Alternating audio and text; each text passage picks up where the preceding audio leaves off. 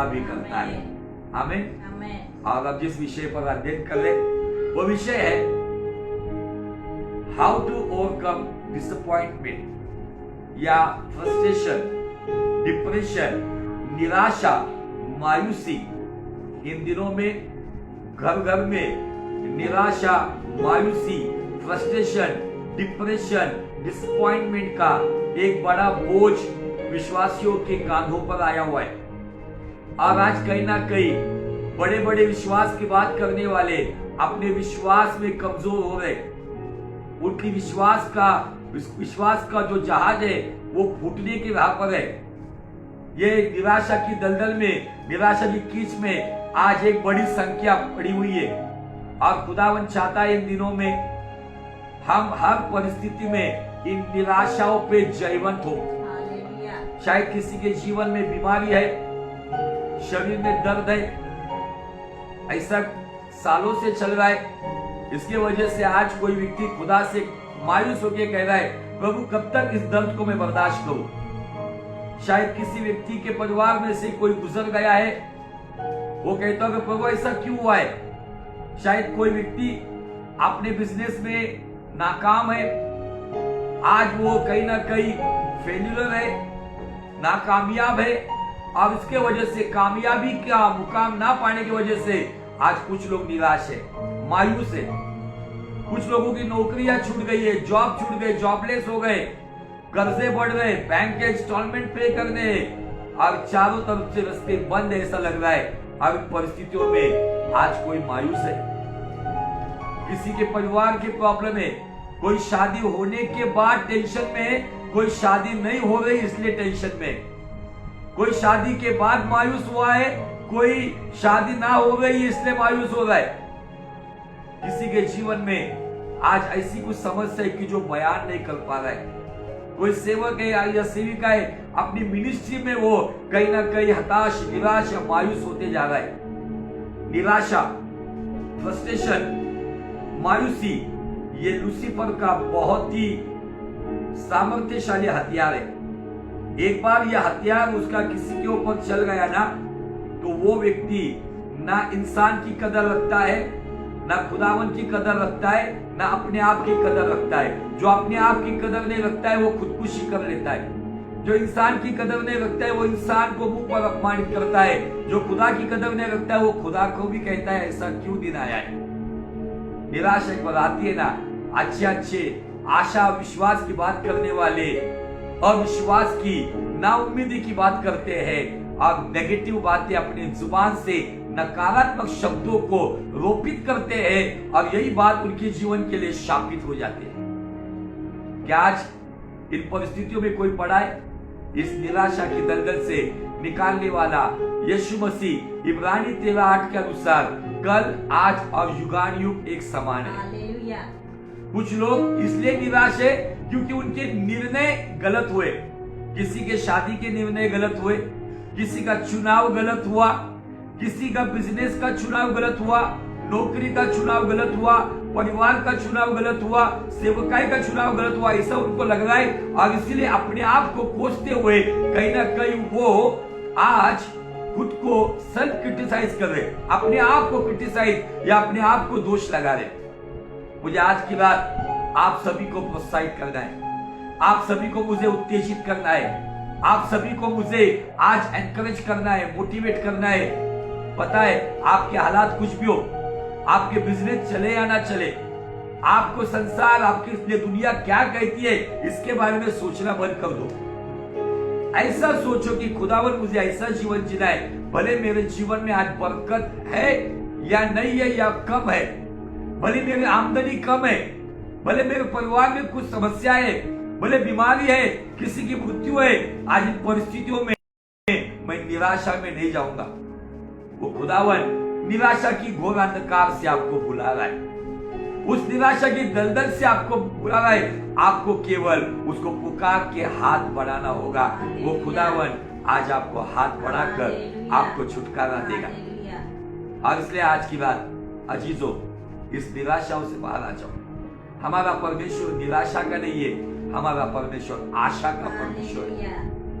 अब वो उसकी आशा हमें कभी लज्जित नहीं करती है, बल्कि हमारे हृदय में पवित्र आत्मा का एक नया अनुभव, एक नए बरसात का अनुभव देता है। आमीन।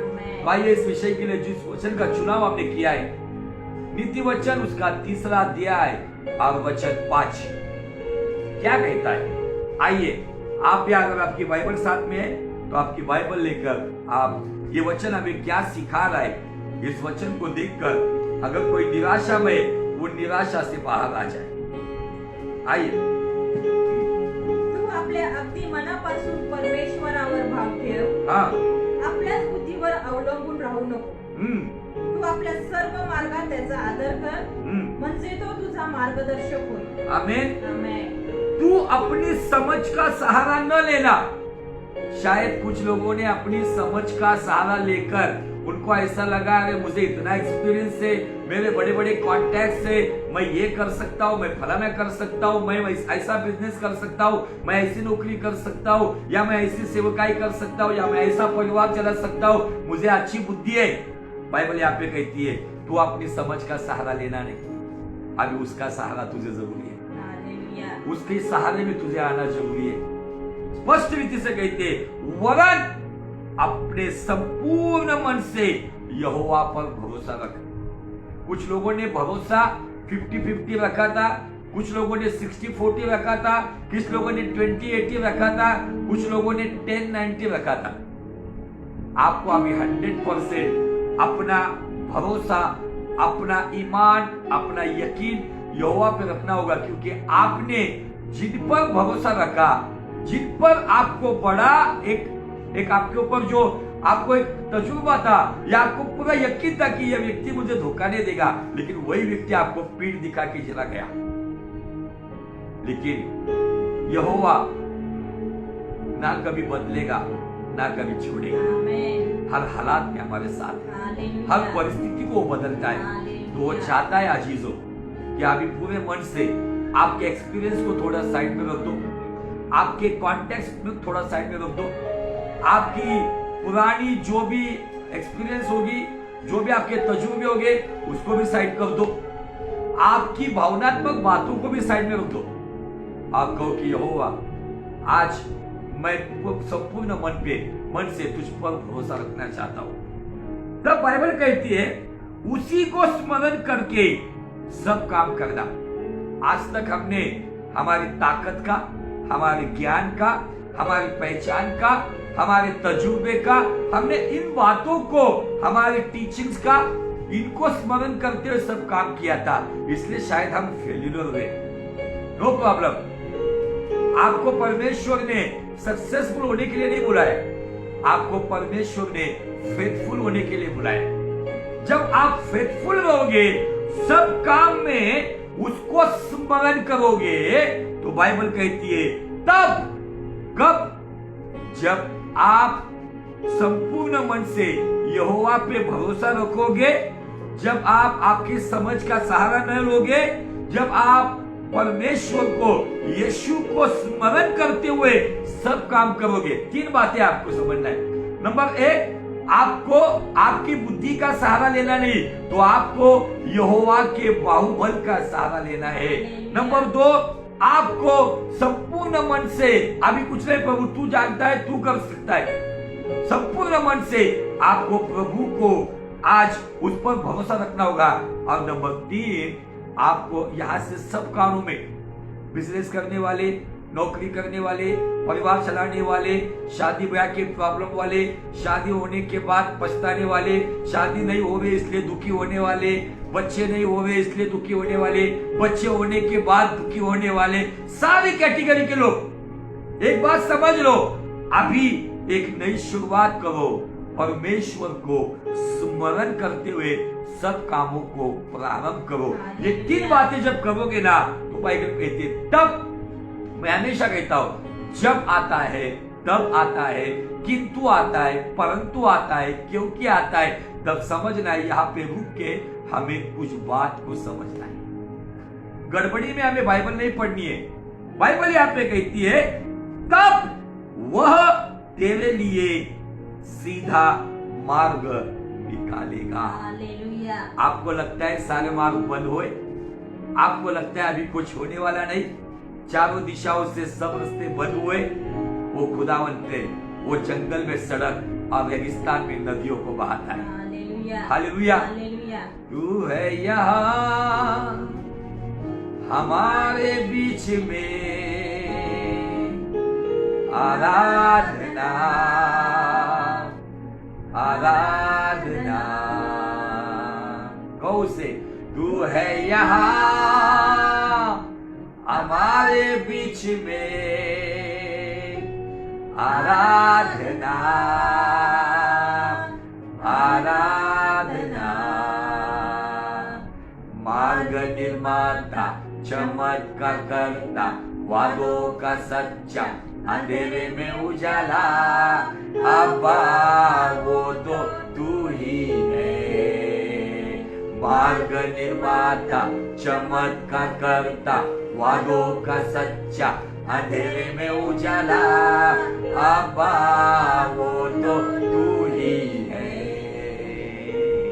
वे maker, miracle worker, promise keeper, light in the darkness, oh Lord, that is who you are. Hallelujah. Hallelujah. कब वो तुम्हारे लिए मार्ग निकालेगा? कब तुम्हारे बिजनेस का मार्ग निकालेगा? कब तुम्हारी नौकरी का मार्ग निकालेगा? कब तुम्हारे परिवार की समस्याओं का मार्ग निकालेगा? कब तुम्हारे सेवकाई में नया मार्ग निकालेगा? कब तुम्हारे प्रॉब्लम में वो नया मार्ग निकालेगा? कब तुम्हारे दुख में वो सांत्वना का मार्ग निकालेगा? जब आप और मैं अपनी समझ का सहारा लेना बंद करते हुए पूरी तरह से फुल्ली डिपेंड ऑन लॉर्ड, पूरी तरह से हम परमेश्वर पे निर्भर रहेंगे ना, हर एक छोटी छोटी बातों के लिए। नंबर 1, अपनी समझ से नहीं, उसकी समझ से। नंबर 2, संपूर्ण मन से उस पर यकीन करना।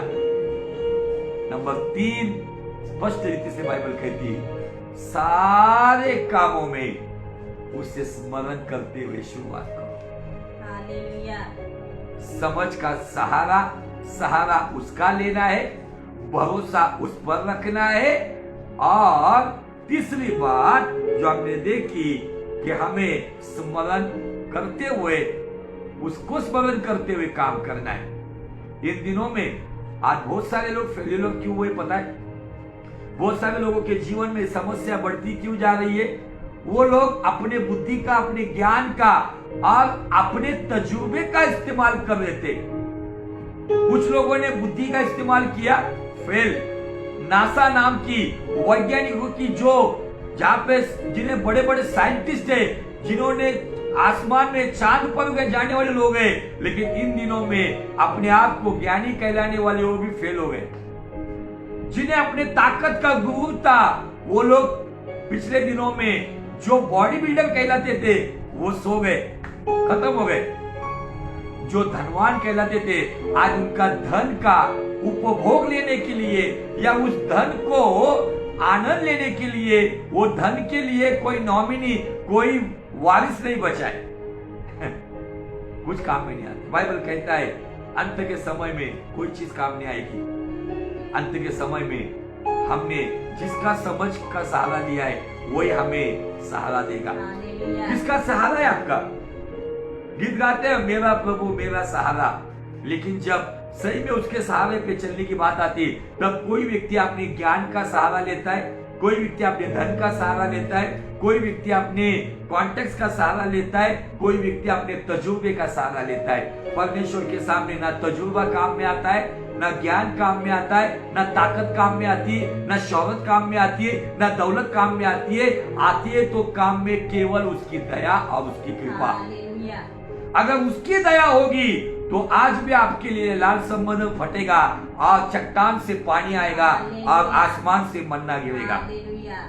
उसकी दया, उस पर जियो प्रभु। आज हम जिंदा है केवल उसकी दया पर, आज हम जिंदा है केवल उसकी कृपा पर, अन्यथा हमारी कोई औकात नहीं है कि इस धरती पर हम जिंदा है।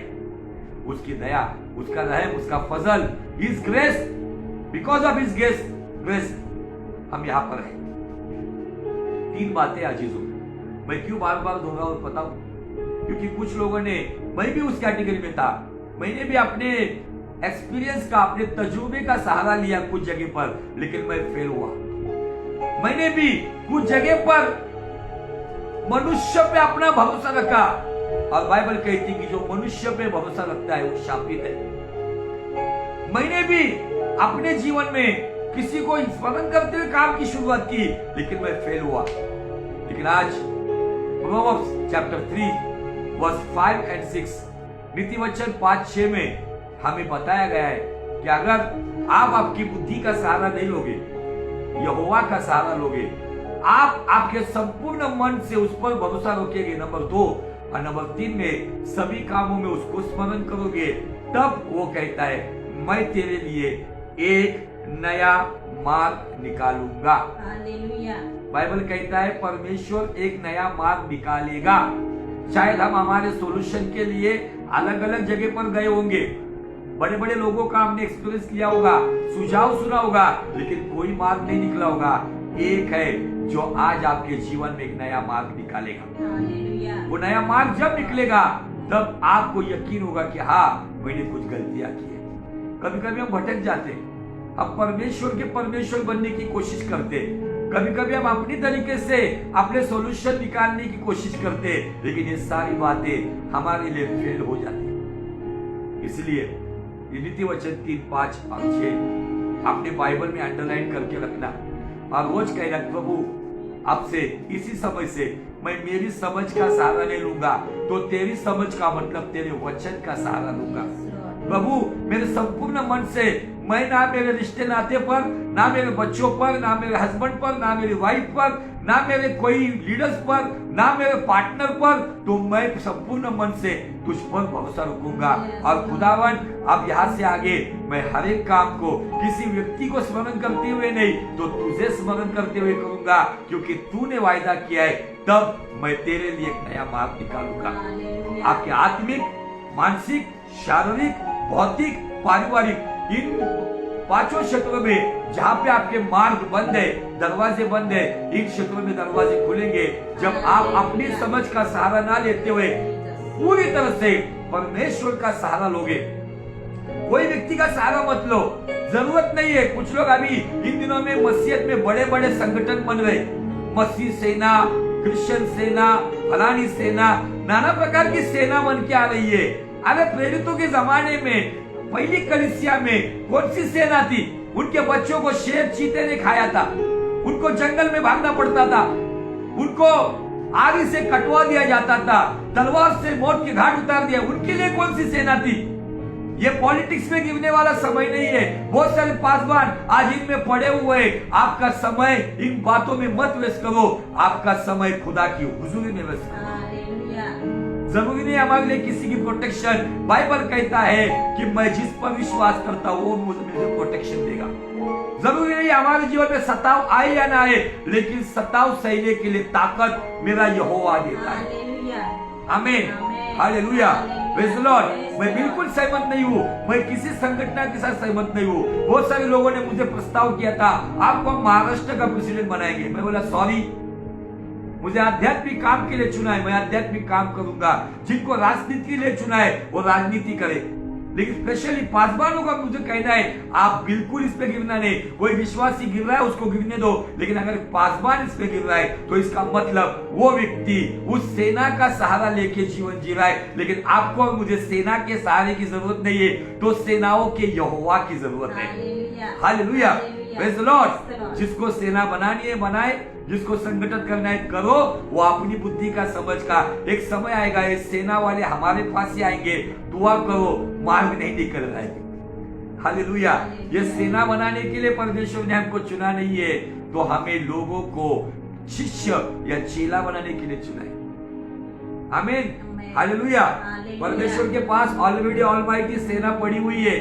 एक चुटकी बजाएंगे तो लाखों की तादाद में सेना उतर के आ सकती है। उसका एक दूत उतरता है तो आगामी लोगों की 1,20,000 की फौज को सर्वनाश कर सकता है। क्या जरूरत है हमें सेना की? हमारा सेनाओं का यहोवा यीशु के नाम में पवित्र आत्मा की अगुवाई में हमारे भीतर है। हमें जरूरी नहीं किसी संगठन की, हमें जरूरी नहीं किसी राजनीतिक पॉलिटिक्स पार्टी की। हमारी पार्टी हेवेनली पार्टी है, क्योंकि हमारी सहायता आकाश और पृथ्वी का निर्माता वहां से आती है। हालेलुया। बहुत सारे लोग भटक गए, सेनाओं में घुस गए, पॉलिटिक्स में घुस गए, नाना प्रकार के मंच उन्होंने बनाए, संगठन बनाए, कुछ काम में नहीं आने वाला है। उससे अच्छा वो संगठन बनाओ, प्रार्थना करने वालों का संगठन बनाओ, आराधना करने वालों का संगठन बनाओ, परमेश्वर की हुजूरी में समय बिताने वालों का संगठन बनाओ। ये बातें आपके जीवन में जलाल को लेकर आएंगी। Hallelujah, praise the Lord. और हम इस वचन पर अध्ययन कर रहे और इस वचन को लेकर मुझे नहीं लगता कि आज कुछ प्रार्थना विनती आएगी, इसलिए मैं आज प्रचार करके खत्म करूंगा, क्योंकि परमेश्वर ने ऑलरेडी बहुत सारे भाई बहनों को ब्लेस किया है, बहुत सारे चिन्ह चमत्कार हुए हैं, लोगों को मौत के जबड़े से बाहर निकाला है। लेकिन मैं जो पिछले मंगलवार को हमने जिस विषय पर खत्म किया था, जिस व्यक्ति के जीवन से देखा था, और वो था पतरस। पतरस के जीवन से हमने लूका रचित सुसमाचार उसके 5वें अध्याय में देखा कि एक पतरस नाम का व्यक्ति एक निराश, मायूस, डिप्रेस, डिसअपॉइंटमेंट में था। एक ऐसा व्यक्ति जिसके जीवन में वो हारा हुआ दशा में था। लेकिन बाइबल कहती है जिस किनारे पे वो अपनी जाल को साफ कर रहा था, बहुत ही निराशा में, दुखी हालात में था, उस परिस्थिति में सृष्टिकर्ता उसके करीब आया। आज आप भी ऐसे हालात में हो क्या? बहुत मेहनत किया, कुछ नहीं पाया, बहुत स्ट्रगल किया, लेकिन अभी भी फेल्यूर है। इन परिस्थितियों में यीशु आपके करीब है। जानो, पहचानो, वो चाहता है कि मेरे बच्चे मुझे जाने, मुझे पहचाने। ये पतरस जाल को साफ करके, शायद वो कर्जदार उसके घर में कुछ करने वाला था। बहुत सारे अभ्यासक बताते कि पतरस के ऊपर उस दिन एक बड़ा कर्जे का बोझ था, इसलिए रात भर वो मछली पकड़ने गया, लेकिन कुछ नहीं पाया। उसने अपनी समझ का सहारा लिया, उसको एक छोटी मछली भी नहीं मिली। उसने संपूर्ण भरोसा अपनी ताकत और अपने मछुआरे के तजुर्बे पे रखा, लेकिन कुछ नहीं पाया। उसने सभी बातों में अपने आप को स्मरण किया, लेकिन कुछ नहीं पाया। लेकिन जब सुबह यीशु मसीह किनारे पे आया, यीशु ने उसकी नाव का इस्तेमाल करते हुए एक बड़ा प्रचार किया, और उसके बाद यीशु को पता था जिसकी नाव में इस्तेमाल कर रहा हूं उसकी नाव खाली है, इस नाव का मालिक निराशा में है, इस नाव का मालिक मायूसी में है, इस नाव का मालिक कहीं ना कहीं डिप्रेशन में है। उसको अभी मुझे मोटिवेट करना है, उसको अभी मैं प्रोत्साहित करने आया हूं। इसलिए पतरस को कहता है, हे पतरस, गहरे में जाने देना। पतरस क्या कहता है? देखो, अब उस क्रीम पॉइंट्स को देखकर आगे चलेंगे। 4 वचन से आगे, लूका रचित सुसमाचार 5वां अध्याय वचन 4 से लेके आगे। आपले बोलणे संपल्यावर जब उसने प्रचार खत्म किया यीशु मसीह ने, त्याने शिमोनाला म्हटले, खोल पाण्यात हात। उसने शमौन से कहा, ये जो तेरी नाव है वो गहराई में जाने दे। आज आपको कहता है, आपकी जीवन की नाव, शायद आप हारी हुई दशा में हो, मायूसी में हो, आपके फाइनेंशियल प्रॉब्लम में हो, उस प्रॉब्लम की गहराई में मत जाओ, तो गहरे प्यार वाले यीशु की गहराई में आओ। हालेलुया। आगे, मग मासे धरण्यासाठी तुम्ही आपली जाळी खाली सोडा। फिर मछलियों को पकड़ने के लिए अपने जाल को डालो। शिमोनाने त्याला उत्तर दिले, शमौन ने यीशु मसीह को जवाब दिया, गुरुजी, हे स्वामी, आम्ही सारी रात्र कष्ट करून काही धरले नाही। हमने सारी रात मेहनत की और कुछ नहीं पकड़ा, तरी आपल्या सांगण्यावरून मी तो भी इसका मतलब क्या? पतरस अभी बता रहा है, मैंने मेरे समझ का सहारा लेके, मेरे भाई ने, मेरे साथीदारों ने अपनी समझ का सहारा लेके, हमने रात भर प्रयत्न किया, कोशिश किया, कुछ नहीं मिला। हमने संपूर्ण ताकत लगा के, तजुर्बे का इस्तेमाल करते हुए हमने सोचा यहाँ पे मछलियों का बड़ा झुंड मिलेगा, लेकिन वहां पर हम फेल हो गए, हम नाकामयाब हुए। लेकिन वो क्या कहते हैं? तो भी, एक्चुअली अगर कोई मछुआरा है, अगर वो इतना पुराना है, वो इस बात के ऊपर हंसता था, ए मजाक उड़ा रहा है क्या मेरा? तुझे कोई मिला नहीं क्या सुबह से मेरा मजाक उड़ाने आया? अरे तेरा दिमाग सतिया गया है क्या? दिन के प्रहर में कोई जाल डालता है क्या पानी में? लेकिन पतरस क्या कहता है पता है? तो भी क्या कहता है वो? तरी आपल्या सामन्यावरून तो भी तेरे कहने से जाल डालूंगा। आज ये भूमिका या ये निर्णय या ये कोशिश आपको करना है। अपनी समझ का सहारा लेकर हम नाकामयाब हो गए, फेल्यूलर हो गए, अभी उसकी सहारा लेकर गहरे में चलो। अपने विश्वास के जाल को घुटनों पर आकर आज डाल दो। जो भी काम करने के लिए आपने अभी तक कोशिश की उसमें असफल हुए, आप खुदा के अनुग्रह से गहरे में चलो। बाइबल कहती है तो भी आपके कहने पर हम जाल डालते हैं। अब क्या हुआ उसमें? मग त्यांनी तसे केल्यावर, जब उन्होंने ऐसा किया, मैं इस वचन पर जब आता हूं ना 6 वचन में, एक्चुअली जब उन्होंने ऐसा किया, वास्तविक स्वरूप में शायद उस नदी में कहो या समंदर में कहो और मछुआरे होंगे, शायद वो उनके ऊपर हंस रहे होंगे। अरे ये पागल हुआ क्या? शमौन पतरस पागल हुआ क्या? अरे देखो ये दिन के प्रहर में ये गहरे में जा रहे हैं, वास्तविक रात के समय में गहराई में जाते हैं, लेकिन ये दिन के प्रहर में जा रहा है तो जा रहा है। किसका सुन रहा है? उसका सुनकर जाल भी डाल रहा है। बाइबल कहता है कि 6 वचन में जब उन्होंने ऐसा किया, एक पतरस ऐसा निराश व्यक्ति था।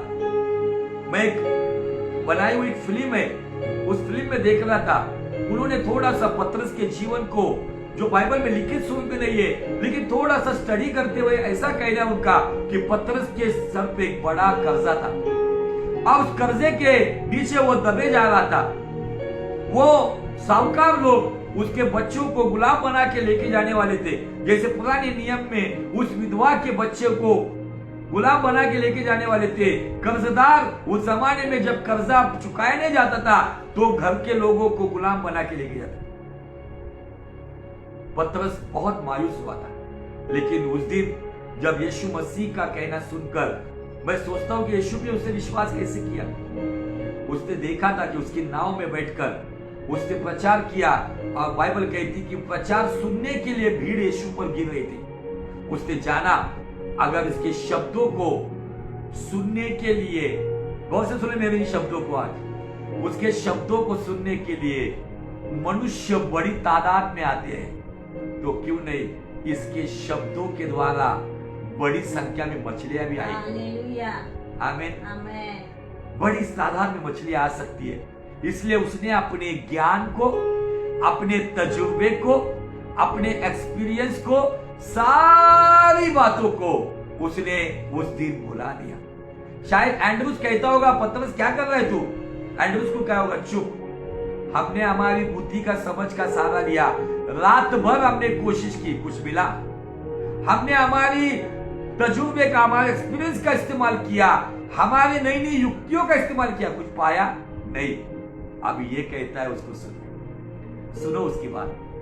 बाइबल कहती है जो यीशु का सुनकर उसके अनुसार चलता है उसे धन्य कहा गया। खुद यीशु मसीह ने कहा, जब एक जगह पर एक स्त्री जोर से चिल्लाने लगी, कहने लगी, धन्य है वो स्त्री जिसके स्तन से तूने दूध पिया, तब यीशु मसीह क्या कहता है पता है? धन्य है वे लोग जो मेरे वचन को सुनकर वचन के अनुसार चलते हैं। Hallelujah, praise the Lord. खुदावन आज की रात आपको कह रहा है, आप असफल हुए हो कहीं ना कहीं, शायद आप सालों से जो मांग रहे नहीं मिला है आपको, शायद आपने अलग अलग तरीके से ट्रीटमेंट करने के लिए आपने अलग अलग डॉक्टर के समझ का सहारा लिया होगा, आपने अलग अलग युक्तियों का सहारा लिया होगा, लेकिन पतरस का जो काम यहाँ पे हमें दिखता है, पतरस ने उस दिन के प्रहर में अपना एक्सपीरियंस, अगर वो चाहता तो बोल सकता था, अगर दिन में कोई जाल नहीं डालता है स्वामी, लेकिन वो कहता तू कहता है, इसलिए मैं, और बाइबल कहती जब उन्होंने ये किया, मतलब अकेला पतरस नहीं है, ऐसा लिखा है क्या? देखो क्या लिखा है मराठी में, मग त्यांनी तसे केले. त्यांनी हिंदी में दिया है, जब उन्होंने, मतलब वहां पे अनेक वचन में लोग हैं, अकेला पतरस नहीं है. पतरस और जो उसका भाई एंड्रूज, जब्दी के पुत्र यूहान, याकूब, उन्होंने पतरस के साथ साथ अपनी नौका भी निकाली हुई. और बाइबल कहती है जब उन्होंने ऐसा किया, माशाचा मोठा घोळका जाळ्यात सापडला. मछलियों का एक बड़ा झुंड जाल में आ गया. आमीन, हालेलुया. शायद इस पर हमने बहुत प्रचार सुने अजीजों, बहुत प्रचार सुने, लेकिन मैं आपको वही प्रचार नहीं दोहरा रहा हूं. मैं आपको इसमें का क्रीम पॉइंट, आज उसके अंदर की गहराई बताना चाहता हूं. पतरस अपनी समझ का सहारा लेके रात भर मेहनत किया, लेकिन कुछ नहीं पाया. पतरस अपने तजुर्बे पर अलग अलग जगह पर जाल डाल चुका था, लेकिन कुछ नहीं पाया. पतरस ने अपने आप की जो भी उसको जो तरकीब थी उसके पास, सभी तरकीबों का इस्तेमाल किया, लेकिन कुछ भी नहीं पकड़ा. लेकिन जब यीशु ने कहा गहरे में चल, तो वो उस गहराई में चला. जब यीशु ने कहा जाल को डाल, तब वो कहता है हमने कुछ नहीं किया, तू कहता है इसलिए करता हूं. आज यीशु कहता है इसलिए करो. भुला दो उन बातों को, आपके फेल्यूर बातों को, आपके जीवन में जो नाकामयाबी आई है, आपके जीवन में जहां पर आप हारे हुए, उन बातों को पूरी तरह से भुला दो, पूरी तरह से भुला दो. क्योंकि किसी ने कहा है अतीत को याद मत करो, क्योंकि वो आने वाला नहीं है. भविष्य के लिए तनाव मत लो, क्योंकि वो अब तक आया नहीं है. वर्तमान में ऐसा जियो ताकि भविष्य सुधर जाएगा. हालेलुया.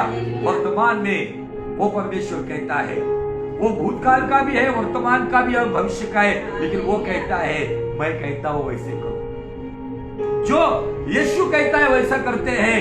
उनके विश्वास के जाल में भी आज की रात एक बड़ा आशीष आ सकता है. पतरस ने अपनी जिंदगी में इतनी मछलियां नहीं देखी थी, इतनी तादाद में. और सबसे बड़ी बात बताओ, दिन के पहर में इतनी बड़ी तादाद में मछलियां आना ये नामुमकिन है. ये नामुमकिन है, पूरी तरह से नामुमकिन है. थोड़ी बहुत मछलियां आ सकती है जाल को फेंक कर खींच कर, लेकिन इतनी बड़ी तादाद में मछलियां नहीं आ सकती, क्योंकि मछलियां कुदरत के खिलाफ का ये चमत्कार में दिखता है. कुदरत का कानून है, मछलियां रात में जाल में आती है, लेकिन दिन में मछलियां क्यों आई?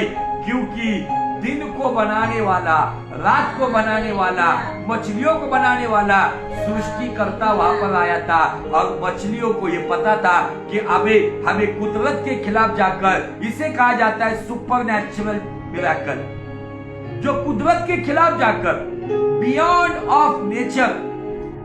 आज आपके जीवन में, आपके सोच के परे, आपके एक्सपीरियंस के परे, आपके ज्ञान के परे खुदावन काम कर सकता है, जब आप पूरी तरह से अपने जीवन में, अपनी परिस्थिति में उसका सहारा लोगे, संपूर्ण मन से उस पर भरोसा रखोगे, और हर एक काम आज के दिन से उसको स्मरण करते हुए करोगे ना, तो डंके की चोट पे मैं कहना चाहता हूं, तब नीतिवचन 3:6 के अनुसार वह तुम्हारे लिए आशीष का मार्ग बनाएगा, वह तुम्हारे लिए बरकत का मार्ग बनाएगा, वह तुम्हारे लिए चंगाई का मार्ग बनाएगा, वह तुम्हारे लिए सामर्थ का मार्ग बनाएगा, वह तुम्हारे लिए परिवार के परिपूर्णता का मार्ग बनाएगा. आमीन. बाइबल कहती है उन्होंने ये सुना, शायद आसपास के मछुआरे हंसे होंगे, मजाक उड़ाया होगा, लेकिन मुझे पता है बुद्धिमानों को लज्जित करने के लिए खुदावन मूर्खों का इस्तेमाल करता है. कभी कभी हमको मूर्ख बनकर यीशु के पीछे चलना पड़ता है. प्रभु हाँ तू जो कहता है वैसा, संसार कहेगा अरे देखो मूर्ख, लेकिन खुदावन का वचन है इसी मूर्ख का इस्तेमाल करके वो ज्ञानियों को लज्जित करता है. आगे, आणि त्यांची जाळी फाटू लागली. इतनी मछलियों का झुंड आया कि पतरस के उसके पूरे आयु में ये पहला तजुर्बा था कि जाल फटने तक मछलियां आई. आमीन. कुछ लोग कहते हैं खुदावन परमेश्वर छप्पर फाड़ के देता है, लेकिन मैं बताना चाहता हूँ ये दुनिया का परमेश्वर देता होगा छप्पर फाड़ के, तुम्हारा और मेरा खुदावन आसमान फाड़ के देता है, जाल फटने तक देता है, झोली फटने तक देता है. इतना सामर्थ्यशाली परमेश्वर है. आगे, तेव्हा त्यांचे जे साथीदार, तब उसके जो साथीदार थे पतरस और आंद्रिया के, दुसरा मचवत होते, वो जो दूसरे नाव में जो याकूब और यूहन्ना जब्दी के पुत्र थे, त्यांनी येऊन आपल्याला सहाय्य करावे म्हणून वो आकर उनकी सहायता करे, इसलिए त्यांनी त्यास खुलविले. उन्होंने उसको इशारा किया, आ जाओ. वास्तव में देखता हूँ कि ये जो जब्दी के पुत्र याकूब और यूहन्ना, उनको भी शायद लगा होगा क्या करने जा रहा है अभी, रात भर इतना मेहनत किया, कुछ नहीं मिला, अभी क्या मिलने वाला है. लेकिन जब उनको इशारा किया तब उन्हें यकीन हुआ, नहीं कुछ तो हुआ है. मुझे आपको बताना है, आज की रात आपके जीवन में कुछ होगा. हालेलुया. यीशु के छूने के द्वारा, यीशु के अनुग्रह के द्वारा, यीशु के अभिषेक के द्वारा आज की रात आपकी मायूसी निकल जाएगी. आमेन. भले आपको सालों से बच्चे नहीं हो रहे, निराश मत हो. खुदावन आज की रात से आपकी पत्नी के अंदर उस सभी प्रकार के गलत हार्मोन्स को निकालकर राइट हार्मोन्स को डालेगा. हालेलुया. आपके बिजनेस में अभी तक आप अनसक्सेसफुल, नाकामयाब, असफल हो, लेकिन आज की रात से खुदावन आपके बिजनेस को आपके हाथ में लेंगे, जैसे पतरस का जाल खुदा के हाथ में आया. हालेलुया. बाइबल कहती है उन्होंने उनको इशारा किया. मग ते आल्यावर वो आने के बाद दोन्ही मजवे इतके भरले. देखो, ये गौर से सुना, ये मुझे बहुत अच्छी लगती है बात. आप कितना उसको डीप में पढ़ते मुझे पता नहीं. बाइबल कहती है दोनों नाव इस तरीके से इतने भर गए मछलियों से की ते बुडू लागले. आज तक आपने देखा कोई मछुआरे की नाव इतनी मछलियां मिलने के बाद वो डूबने लगती है. हमारा परमेश्वर इतना देता है ना, आप पकड़ नहीं पाओगे, डूबने तक देगा खुदावन. उस गहराई में जाते वक्त शायद संसार पतरस पे हंसा होगा, शायद ये जब्दी के पुत्र याकूब और यूहन्ना ने भी सोचा होगा ये क्या जा रहे, दिन में थोड़ी जाता है मछली पकड़ने के लिए. लेकिन जब इतनी तादाद में मछलियां आई, नंबर 1 जाल फटने की हालत पे था, नंबर 2 जब उन मछलियों को डिवाइड किया, कुछ मछलियां पतरस और आंद्रिया की नाव में, कुछ मछलियां यूहन्ना और याकूब की नाव में, जब उनको डिवाइड कर दिया, बाइबल कहती गहराई से किनारे तक आने तक इतना लोड आ गया, इतना वजन आ गया कि वो नावें डूबने लगी. हालेलुया. पतरस उस दिन एकदम परेशान हो गए, अचंभित हो गया पतरस उस दिन. उसके बाप जन्म में उसने पहली बार यह अनुभव किया था कि इतनी मछलियां मिलने के बाद नाव डूब रही है.